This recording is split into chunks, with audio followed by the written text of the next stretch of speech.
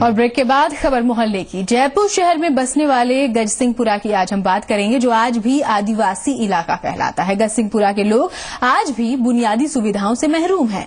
लोगों का कहना है कि कई बार शिकायत के बाद भी न तो प्रशासन ने उनकी सुनी और न ही स्थानीय विधायक ने उनके लिए कुछ किया। गजसिंहपुरा के लगभग हर घर में मटके बनाने का काम होता है, लेकिन सरकार ने इस लघु उद्योग को बढ़ावा देने के लिए कुछ भी नहीं किया। लोग जैसे तैसे अपना रोजगार चलाते हैं। क्या है जयपुर में बसने वाले गजसिंहपुरा की हकीकत, आप भी देखिए।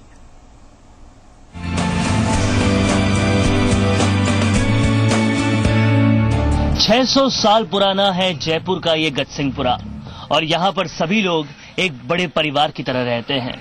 यहाँ बच्चों की किलकारियां भी मिलती है, बुजुर्गों का साया भी मिलता है। नहीं मिलती तो सिर्फ प्रशासन की तरफ से सुविधाओं से नदारद है ये पूरा इलाका, और यहाँ पर मूलभूत चीजें भी मुहैया नहीं कराई जाती। जानेंगे इन सभी समस्याओं को यहीं के लोगों की जुबानी। आज क्या है गजसिंहपुरा की कहानी।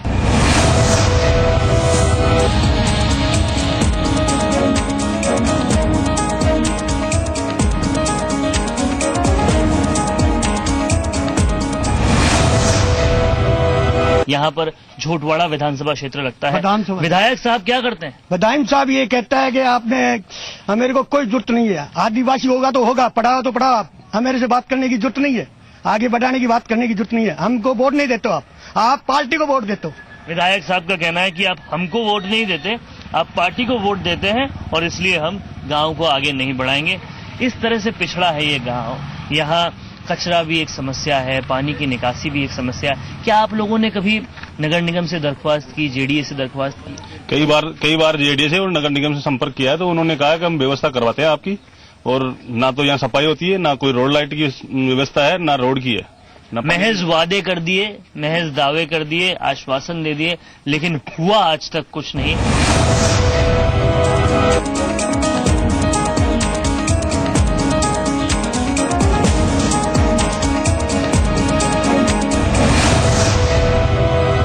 आप जैसे एजुकेटेड लोग यहाँ पर हैं, क्या कुछ किया आप लोगों ने? सर, हमने कई बार सीएम सेक्रेटरी को दिया, सीएम साहब को दिया, एमपी विधायक सबको लिख दिया। गजसिंहपुरा ये हमारा गांव जयपुर शहर सिटी में आता है, फिर भी गांव आदिवासी क्षेत्र कहलाता है। क्यों कहलाता है? क्योंकि हमारे ना यहाँ थोड़ी सी बरसात में पानी इतना भर जाता है कि गाँव में निकलने की जगह नहीं होती है, पानी का कोई निकास नहीं है। एमपी साहब, पिछले एमपी कटारिया जी को भी दिया, नए एमपी साहब को भी दिया, विधायक साहब को भी दिया, पर कोई सुनवाई नहीं होती। ज्ञापन बहुत दे चुके, एमपी से बहुत मिल चुके, लेकिन होता कुछ नहीं है। निचले स्तर पर आता है ये इलाका, और इसलिए जब भी बारिश आती है तो लगभग पूरा पानी से भर जाता है। और ये सभी लोग यहाँ के रहने वाले हैं। इन सभी लोगों को इन सारी चीजों से बहुत समस्याएं हैं। चलते हैं गांव के अंदर, जानते हैं और क्या क्या समस्याओं से जूझता है ये गांव, और क्या है यहाँ की खास बात। ये सैकड़ों साल पुराना खंडर जो आपको दिख रहा है, ये असल में खंडर नहीं है, एक घर है जिसमें लोग रहते हैं। झर्जर अवस्था में ये जो घर है, इसकी हालत ऐसी है कि बारिश जब आती है तो पूरा पानी इसके अंदर भर जाता है। कितने ज्यादा निचले स्तर में ये मकान है, आप साफ तौर पर देख सकते हैं।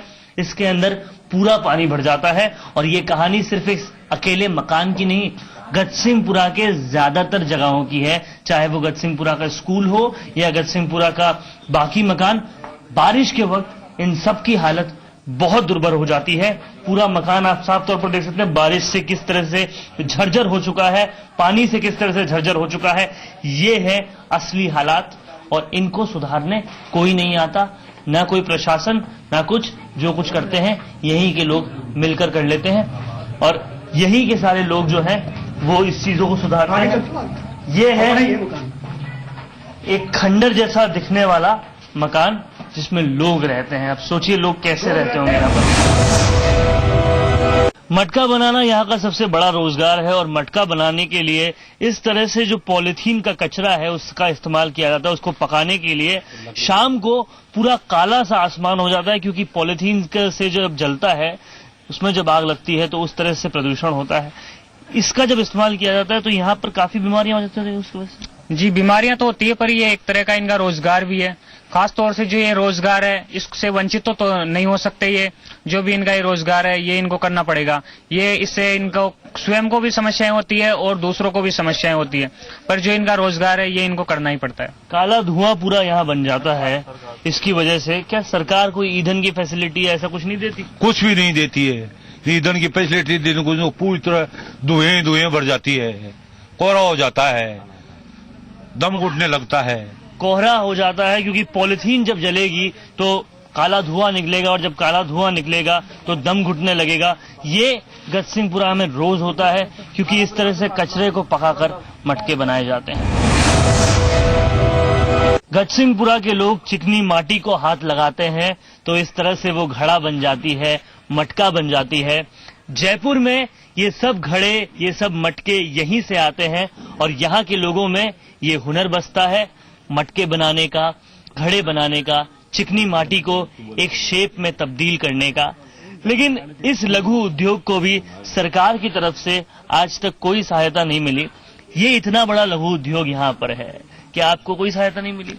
आपको बताना चाहता हूँ, गजसिंहपुरा में जो मटके बनते हैं वो जयपुर के लगभग आसपास की कॉलोनियों और मुख्य मार्गों पर दुकानों के माध्यम से बेचे जाते हैं। हमारे यहाँ के विधायक, जनप्रतिनिधि, उनका कोई सहयोग नहीं रहता है, ना ही आर्थिक सहयोग होता है, ना ही मौखिक रूप से सहयोग करते हैं। आज ये एक बड़ा हस्तकला उद्योग है। अगर सरकार इसको प्रोत्साहन दे तो यहाँ के लोगों को रोजी रोटी का एक अच्छा माध्यम बन सकता है। इनकी जो कला है वो विकसित हो सकती है और जनता के माध्यम से आगे बढ़ सकती है। जाहिर सी बात है, जब हुनर बसता है तो इसको अगर सहयोग मिला जाए तो फिर क्या से क्या हो सकता है, लेकिन अभी तक हुआ कुछ नहीं।